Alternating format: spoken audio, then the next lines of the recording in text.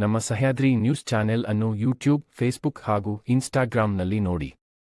Subscribe, like ಮತ್ತು share ಮಾಡಿ ಪ್ರೋತ್ಸಾಹಿಸಿ.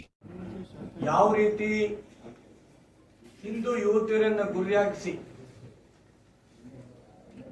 ಲವ್ ಜಿಹಾದ್ ಅನ್ನಂತ ಅಸ್ತ್ರನ ಬಳಸ್ತಾ ಇದ್ದಾರೋ, ಕರ್ನಾಟಕ ರಾಜ್ಯದಲ್ಲಿ ಮಾನ್ಯ ಸಿದ್ದರಾಮಯ್ಯನವರ ಸರ್ಕಾರ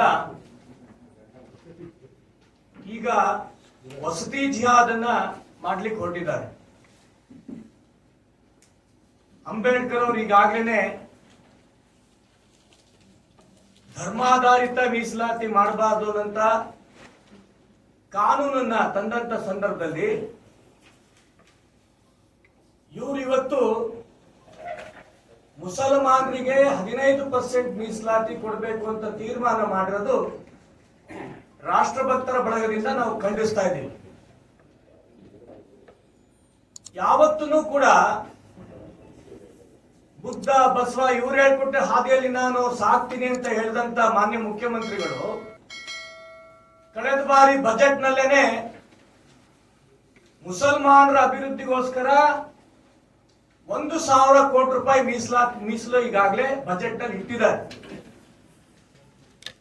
ಅಷ್ಟಲ್ಲದೇನೂ ಕೂಡ ಸರ್ಕಾರಿ ಟೆಂಡರ್ಗಳಲ್ಲಿ 4% ಈಗಾಗಲೇ ಮೀಸಲಾತಿ ಮುಸಲ್ಮಾನರಿಗೆ ಕೊಡಬೇಕು ಅಂತ ತೀರ್ಮಾನ. ಈ ರೀತಿ ಸಮಪಾಲು ಸರ್ವರಿಗೂ ಸಮಬಾಳು ಅನ್ನಂತ ವ್ಯಕ್ತಿ ಇವತ್ತು ಎಲ್ಲದನ್ನು ಕೂಡ ಸಾವಿರ ಪಾಲು ಅನ್ನಂತ ವ್ಯವಸ್ಥೆ ಮಾನ್ಯ ಮುಖ್ಯಮಂತ್ರಿಗಳು ಮಾಡ್ತಿರೋದು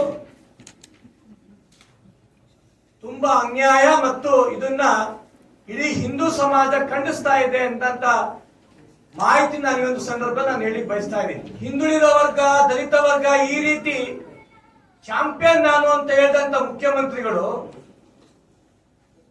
ಆ ಹಿಂದುಳಿದ ವರ್ಗ, ದಲಿತ ವರ್ಗ ಅವರೆಲ್ಲರೂ ಕೂಡ ಅನ್ಯಾಯ ಮಾಡಿ ಇವತ್ತು ಮುಸಲ್ಮಾನರ ವೋಟ್ ಸಿಕ್ಕಿದ್ರೆ ಮಾತ್ರ ಸಾಕುವಂತ ವ್ಯವಸ್ಥೆ ಕರ್ನಾಟಕ ರಾಜ್ಯದಲ್ಲಿ ಕಾಂಗ್ರೆಸ್ ಸರ್ಕಾರದಿಂದ ಆಗ್ತಿರೋದು ಒಂದು ದುರ್ದೈವದ ಸಂಗತಿ ಅಂತ ಸಂದರ್ಭ ನಾನು ಹೇಳಿ ಬಯಸ್ತಾ ಇದ್ದೀನಿ.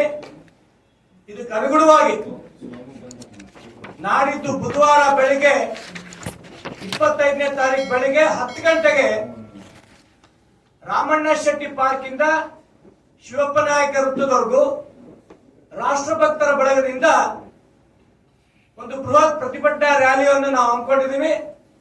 ಇದರ ನೇತೃತ್ವ ನನ್ನ ತಂದೆಯವರಾದಂತ KS ಈಶ್ವರಪ್ಪನವರು, ನಮ್ಮೆಲ್ಲ ವೇದಿಕೆಯಲ್ಲಿರ್ತಕ್ಕಂಥ ಎಲ್ಲ ನಾಯಕರ ನೇತೃತ್ವದಲ್ಲಿ ಬುಧವಾರ ಬೆಳಿಗ್ಗೆ 10 ಗಂಟೆಗೆ ರಾಮಣ್ಣ ಶೆಟ್ಟಿ ಪಾರ್ಕ್ ಇಂದ ಏನು ನಾವು ಒಂದು ರ್ಯಾಲಿ ಹೊರಟಿದ್ದೀವಿ.